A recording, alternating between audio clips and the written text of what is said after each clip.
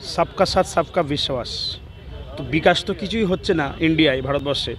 পেট্রোলের দাম বাড়ছে, ডিজেলের দাম বাড়ছে, নিত্য খাদ্য প্রক্রিয়ার দাম বাড়ছে। মানুষকে কনভার্ট করার জন্য, মানুষকে ওই চিন্তাটাকে কনভার্টেড করার জন্য আজকের কাশ্মীর ফাইলস। এটা একটা বিশেষ একটি দল, তাদের উদ্দেশ্য প্রণোদিত এই কাশ্মীর ফাইলসটা তৈরি হয়েছে।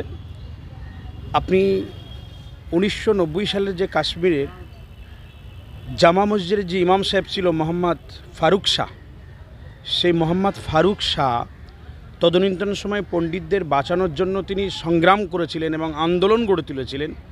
সেই ফারুক শাহকে মারা হলো, একজন মসজিদের মোস্ট ইমাম, জামা মসজিদের ইমাম।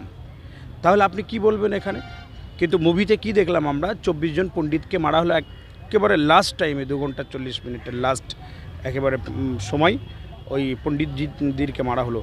অ্যাকচুয়ালি কাশ্মীর ফাইলস যে সময় তৈরি হয়েছিল, যে সময়কে কেন্দ্রকে তৈরি হলো, তদনীন্তন সময় যিনি পাওয়ারে ছিলেন কাশ্মীরের, তিনি কে ছিলেন? জগমোহন জি ছিলেন। জগমোহন জি থাকা সত্ত্বেও আজকের কেন পণ্ডিতরা মার খেলেন, এটা কিন্তু আমার ফার্স্ট কোশ্চেন। আজকের এনআরসি করে যদি বহির রাজ্য থেকে বা বহির দেশ থেকে এদেশে অন্য দেশের মানুষদের যদি এনআরসি করে এদেশে নাগরিকত্ব দেওয়া যায়, তাহলে কাশ্মীর পণ্ডিতজিদেরকে 30 বছর ধরে যেভাবে তার রিফিউজি হিসেবে আছে, তাদের কেন নাগরিকত্ব দেওয়া গেল না? তাদের তো নাগরিকত্ব দিতে পারতেন। 8 বছর তো কেন্দ্র বিজেপি সরকার চলছেন। কাশ্মীর ফাইলস একটা মানুষকে মুভমেন্টটা দেখবেন, যখনই কেন্দ্র সরকারের আমলে দেখেছেন, নোটবন্দি থেকে শুরু করে আর সব কিছুতেই মানুষের মানে মুভমেন্টটাকে ঘোরানোর জন্য একের পর এক একটা সাম্প্রদায়িক ইস্যু, একটা বিশেষ একটা সম্প্রদায়ের প্রতি বিদ্বেষ সরানোর জন্য, তাদের প্রতি একটা রাগ অন্য মানুষের কাছে, অন্য সম্প্রদায়ের কাছে তুলে ধরার জন্য। কিন্তু এই সিনেমা নিয়ে অত কোনো মুসলিমরা কোনো রকমভাবে বিচলিত নেই, এবং সিনেমা যারা দেখেছেন এবং আগামীতে দেখবেন, আপনারা মাথা ঠান্ডা করে আপনারা নিজ নিজ ধর্ম পালন করুন।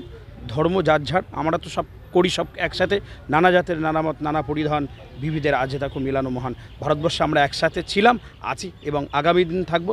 সারে জাহাচে আচ্ছা হিন্দুস্তান আমারা। জয় হিন্দ, জয় হিন্দ, জয় হিন্দ। দেখুন, মোরা একই বৃন্তে দুটি কুসুম, হিন্দু মুসলমান। মুসলিম তার নয়নমণি, হিন্দু তার প্রাণ।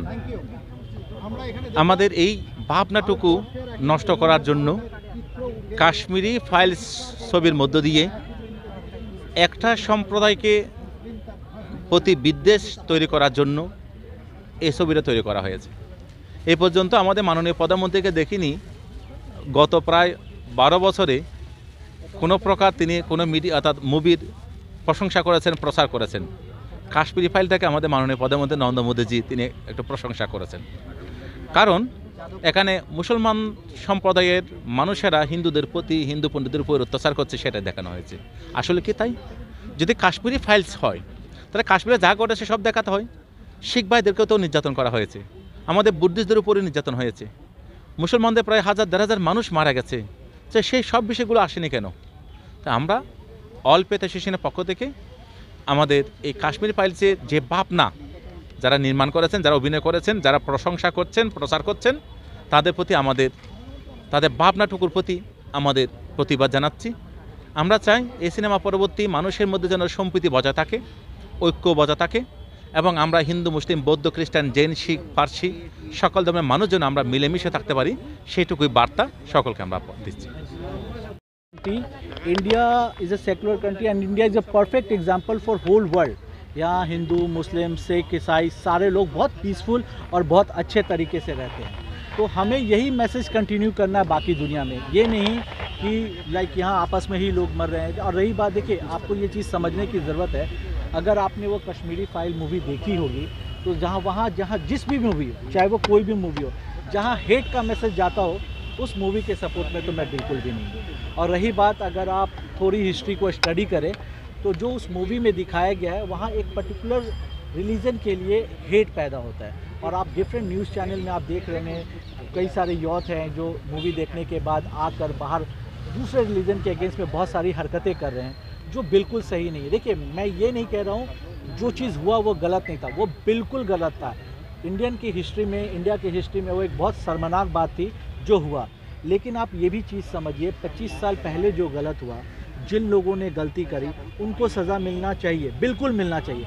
पर इस मूवी के थ्रू देखने के बाद जो एक यूथ जो मोटिवेट होकर जो गुनाह कर रहे हैं, वो गुनाह जो किसी को जाके हर्ट कर रहे हैं, और वो बंदा जो हर्ट हो रहा है, मेरा एक सिंपल सा सवाल है, क्या जिसने हर्ट किया वो कहीं के जिम्मेदार था, और जो हर्ट हुआ उनकी क्या गलती थी? दोनों तो उस टाइम थे नहीं।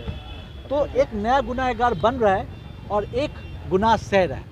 तो ये कैसी मूवी बना के हम किस सोसाइटी को किस तरफ लेके जा रहे हैं? मेरा अगेंस्ट जो है वो उस चीज़ को है कि किस मूवी देखने के बाद नए कुछ यूथ जो है वो गलत रास्ते पे जा रहे हैं, जो नहीं होना चाहिए। आज सेंट्रल गवर्नमेंट जो है वो इस फिल्म को प्रमोट। पहली बात, मैं अगर कश्मीरी फाइल के अगेंस्ट में हूँ तो मैं गुजराती फाइल्स के अगेंस्ट भी हूँ। रीज़न ये क्योंकि दोनों मूवी एक एक रिलीजन के पीछे अगेंस्ट में करता है, राइट? तो अगर इस मूवी में एक पर्टिकुलर रिलीजन को बुरा दिखाया गया तो हो सकता है दूसरी मूवी में किसी और रिलीजन को बुरा दिखाया जाए। India is made for unity, divide की चीज़ को मैं सपोर्ट नहीं करता। आपको नहीं लगता कि कश्मीरी फाइल्स बनाकर एक इस तरह का ट्रेंड शुरू किया गया है कि आप इसी तरह की फिल्में बनेंगी ताकि लोगों को हट किया जाए, आपस में तशद्दुद करके मुल्क को बदनाम किया जाए, मुनाफरत के बीज बोया जाए? देखिए, ये आपने बहुत अच्छा सवाल किया और इसी सवाल में आपका जवाब भी छिपा हुआ है। एक चीज़ समझिए, ये हमारे देश के लिए या हमारे लिए ये बहुत शर्म वाली बात है कि एक मूवी को देखकर हमारे 25 साल की दोस्ती को, यूनिटी को तोड़ने की कोशिश की जा रही है। तो हमें अपने आप से ये सवाल पूछना पड़ेगा, क्या हमारी दोस्ती इतनी कमज़ोर है? हमने बचपन में जिनके साथ पूरा वक्त गुजारा, एक मूवी आई देखे, बाद में निकल के अपने दोस्त को हट कर रहे, तो हमारी दोस्ती इतनी कमज़ोर है। लेकिन मुद्दा वो नहीं है। आपको ये चीज़ समझने की ज़रूरत पड़ेगी, क्या हमारे देश के प्राइम मिनिस्टर साहब, रेस्पेक्टेड ऑनरेबल प्राइम मिनिस्टर हो गए, होम मिनिस्टर हो गए, क्या एक मूवी इतना इम्पॉर्टेंट है, उनके पास इतना फ्री टाइम है? देश में हज़ारों मुद्दे हैं आज के डेट पे। देखा जाए आज 1 अप्रैल के बाद से, अगर आपने शायद अगर देखा होगा, देखिए कैसे मुद्दों को भटकाया जाता है। आज 800 अप्रॉक्सीमेटली लाइफ सेविंग मेडिसिन पे 10% का टैक्स लग गया। शायद दुनिया में यह पहला कंट्री होगा जहाँ लाइफ सेविंग मेडिसिन पे भी टैक्स लग रहा है। आप बाइक चलाते होंगे, टोल पे जाते होंगे, अप्रॉक्सीमेटली 10 से 75 रुपये टोल पे टैक्स बढ़ गया। अब आप थोड़ा सा पीछे जाए, पेट्रोल के प्राइसेस पिछले 10 दिनों में 7 रुपये बढ़ गए। आप जो एडिबल ऑयल जो खाते हैं, देखिए उसकी रेट कहाँ चली गई। जॉब्स कम हो रही है। एमफिल जो एक रिसर्च के लिए एक डिग्री हुआ करती थी वो बंद हो गई। आईआईटी की जाइए, अप्रॉक्सीमेटली 2016 के बाद 110% फीस बढ़ गया। तो गरीब पड़ेंगे का। आप इस मुद्दे को थोड़ा और पीछे जाइए। अब जब आप यूक्रेन में जब अटैक हुआ था, हो रहा है अभी भी, तो वहाँ आपने देखा होगा कितने सारे मेडिकल के स्टूडेंट वहाँ फंस गए। आपने वो तो दिखाया कि मेडिकल के स्टूडेंट फंस गए वहाँ पे, सारी चीज़ें हुई, गवर्नमेंट ने हेल्प भी करी लाने के लिए, लेकिन उसके पीछे की मुद्दे को आप नहीं समझे। क्या हमारा देश इतना कमज़ोर है कि हमारे देश के स्टूडेंट को दूसरे जगह जाके पढ़ना पड़ रहा है? तो ये सवाल तो अपने आप, यूक्रेन जो 10-20 साल पहले बना, इंडिया को आज़ाद हुए 50 साल से ज़्यादा हो गया। Indian doctors, Indian IITians, Indian engineers are best in the world. Microsoft को डर लगता है कि अगर वो उनको जॉब नहीं देंगे तो शायद वो दूसरी खुद की माइक्रोसॉफ्ट बना लेंगे। तो ये है इंडिया का टैलेंट। बट मजबूर हम है कि जो डिसीजन मेकर है वो हमारे डेवलपमेंट के लिए नहीं सोच रहे। आप अपनी ज़िंदगी में बहुत सारी फिल्में देखे होंगे हॉल में जाके, क्या कभी किसी हॉल में आपने जय श्री राम का नारा सुना था? देखिए, बात एक चीज़ समझिए, मैं फिर भी देखिए, आपने कहा कि मैं इस चीज़ को उस ट्रेंड से नहीं देखना चाहता हूँ, टू बी वेरी ऑनेस्ट। और आप कह रहे हैं जय सिया राम, एक्चुअली जो जय सिया राम है, राइट? सीता के बिना राम अधूरी है। तो आप राम का नाम लिए तो सीता का भी तो नाम लीजिए। नहीं, मैं इस चीज़ को, उनके बिना अधूरी, जैसे राधे कृष्ण बोलते हैं ना, राधे कृष्ण, तो आप अधूरा क्यों बोल रहे हैं? और दूसरी बात, राम राज इज़ अ परफेक्ट एग्जाम्पल। आप समझते हैं राम राज किस चीज़ को कहते हैं? जहाँ लोग की राम राज का कहने का मतलब ये है कि राजा हो तो राम की तरह। क्यों? क्योंकि उसने अपने समाज के लिए, इवन अपने जो भी चीज़ें करनी उनका, ताकि लोग बहुत खुशी से रहें। दिवाली जैसे पर्व राम के राज से ही स्टार्ट हुआ ना, तो वो खुशी थे, बिकॉज लोग इतना खुश थे, सब वहाँ इतने खुश थे कि दिवाली मनाते थे। आज आप एक सिनेरियो, मेरा सवाल सिर्फ आपसे है, क्या आपको लगता है कि आप इस चीज़ को देखकर आप कह सकते हैं कि परफेक्ट एग्जाम्पल है राम राज का? राम के राज में ना मुस्लिम भी खुश होना चाहिए, हिंदू भी खुश होना चाहिए, क्रिश्चियन भी खुश होना चाहिए और सिख भी खुश होना चाहिए। अब आपसे मैं पूछता हूँ, क्या आपको दिख रहा है ये सारी खुशी? गवर्नमेंट तो सबकी होनी चाहिए, किसी एक खास फिरके के लिए नहीं होनी चाहिए। बिल्कुल। तो जब बात हम राम राज्य की करें, बेस्ट है, बिल्कुल सही है। राम का राज्य, अगर वैसे राम राज्य जो है वो एक परफेक्ट एग्जाम्पल है परफेक्ट गवर्नेंस की, तो अगर वो है तो बिल्कुल सही है, नहीं है तो फिर हमें इम्प्रूव करने की ज़रूरत है। शुक्रिया। Thank you.